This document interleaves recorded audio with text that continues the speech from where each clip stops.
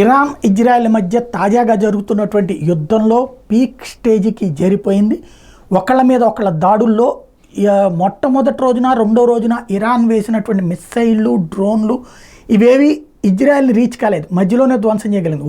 ఒక్క 5-6 మిస్సైళ్ళు, అవి కూడా లోపల పడినా ఎవరికి ఏం కాలేదు. ఒక్క చోట ఒక చిన్న పాపకైంది, ఒక చోట ఎయిర్ బేస్ దగ్గర స్వల్ప డ్యామేజ్ జరిగింది. బట్ అదే ఇజ్రాయెల్ వాడినటువంటి మిస్సైళ్ళని అలాంటి ఎయిర్ డిఫెన్స్ సిస్టమ్ ఇరాన్ దగ్గర తమ దగ్గర ఉందనుకుంది.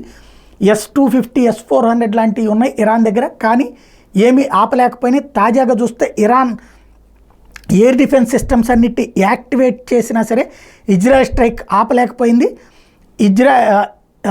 ఇస్ఫహాన్ ప్రాంతంలో ఉన్నటువంటి ఇరాన్కి సంబంధించినటువంటి మిలిటరీ బేస్ ధ్వంసమైంది. ఇందులో 3 భారీ పేలుళ్లు సంభవించినాయి అన్నటువంటిది ప్రత్యక్ష సాక్షులు చెప్తున్నారు. అయితే న్యూక్లియర్ అంటే అణు విధ్వంసం మాత్రం కాదని చెప్తున్నారు.